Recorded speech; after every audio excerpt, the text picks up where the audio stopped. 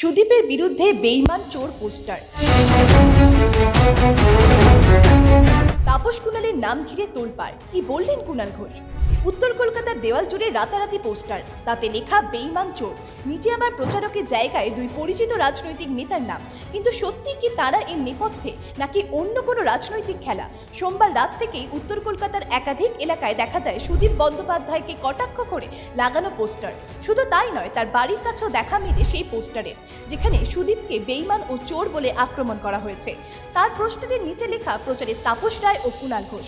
ঘটনার পরই শুরু হয়েছে জোর রাজনৈতিক বিতর্ক, কারণ অতীতে সুদীপ বন্দ্যোপাধ্যায়ের সঙ্গে তাপস রায় এবং কুণাল ঘোষের রাজনৈতিক মতবিরোধ বহুবার প্রকাশ্যে এসেছে।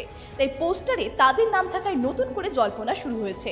তবে এই অভিযোগ সম্পূর্ণ উড়িয়ে দিয়েছেন কুণাল ঘোষ। তার দাবি, পোস্টারে যে কুণাল ঘোষ লেখা রয়েছে তিনি সেই ব্যক্তি নন।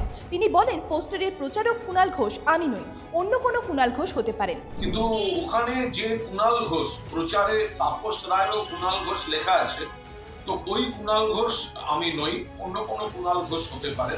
তবে এখানেই থামেননি তিনি। কুণাল ঘোষ বলেন, পোস্টারের বক্তব্যের সঙ্গে তার কোনো দ্বিমত নেই।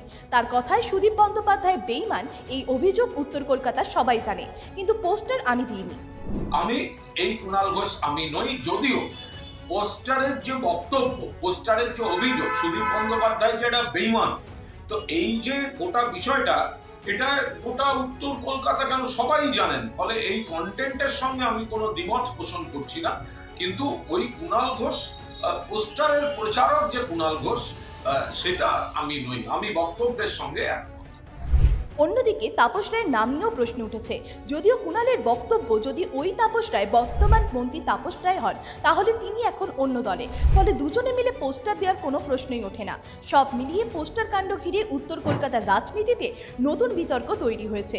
পোস্টারের আসল নেপথ্যে কারা, তা এখনও স্পষ্ট নয়। তবে এই ঘটনাকে কেন্দ্র করে রাজনৈতিক তরজা যে আরও তীব্র হবে তা বলাই বাহুল্য।